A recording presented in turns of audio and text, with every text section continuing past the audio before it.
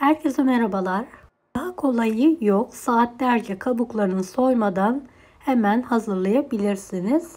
Tarifimize hiç bekletmeden hemen başlayalım. Bahçeden topladığım domateslerim var. Yıkadım hepsini. Geniş bir tencereye domateslerimi iri bir şekilde kabuklarını soymadan doğruyorum. Domateslerin iç kısmındaki beyaz kısımlar varsa onları da keserek alıyorum. Bu işlemi domateslerim bitene kadar yapmaya devam ediyorum. Beni hangi ülkeden veya şehirden izliyorsunuz merak ediyorum. Yoruma bildirirseniz sevinirim.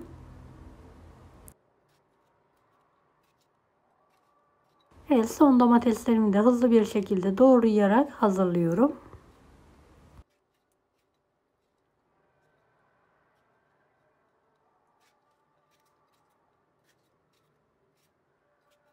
Domateslerimin hepsini doğradım. Ocağın üzerine alıyorum. Kapağını kapatarak yüksek ateşte kaynamaya bırakıyorum.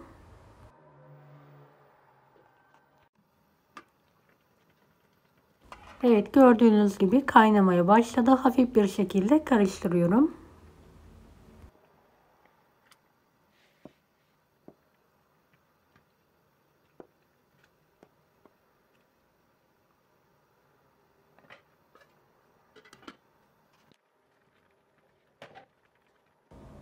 Kenarından fazla suyunu bir kepçe yardımıyla alarak atıyorum. Bu sayede domates suyu biraz daha kıvamlı olacak.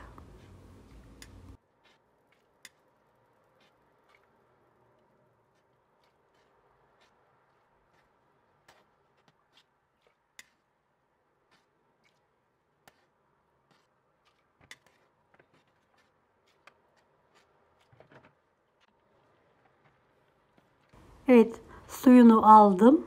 Karıştırıyorum. Domateslerim yumuşayana kadar pişirmeye bırakıyorum.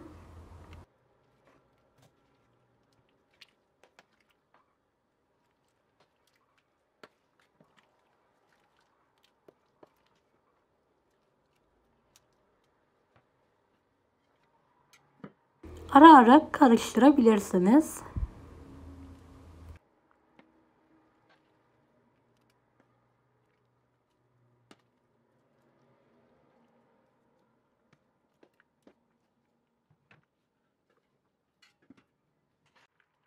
Domateslerim yumuşadı. Bir blender yardımıyla pürüzsüz olana kadar çekiyorum.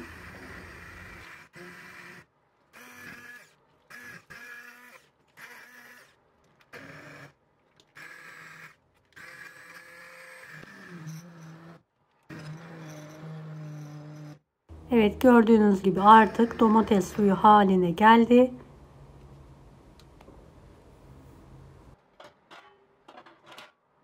Üzerinde çıkan fazla köpüğü toplayarak atalım.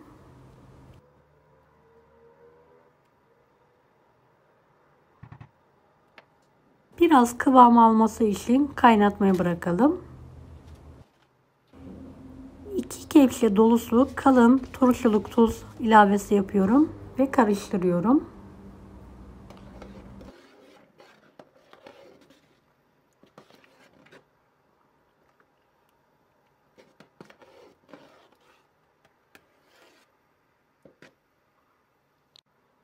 Bir yemek kaşığı da toz şeker ekliyorum.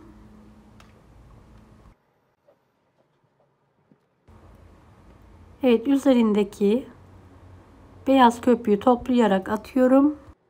Sıcak sıcak kavanozlara doldurarak pay ediyorum.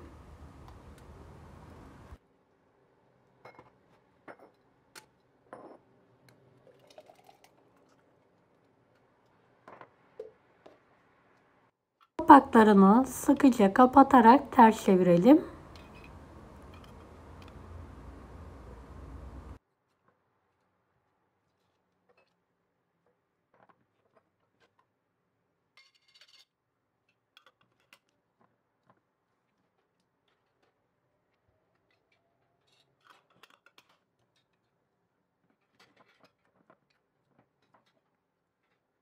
Evet, ben kavanozları dolduruyorum. Annem de kapaklarını kapatarak ters çeviriyor. Hepsini hazırladık. Sofra bezine sararak bir gece bekletiyorum. Ertesi sabah kavanozlarımın kapaklarını kontrol ediyorum.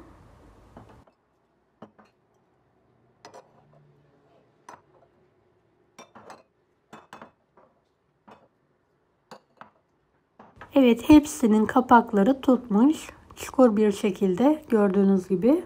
Karanlık, serin yerde 2 yıl muhafaza edebilirsiniz. Kolay gelsin.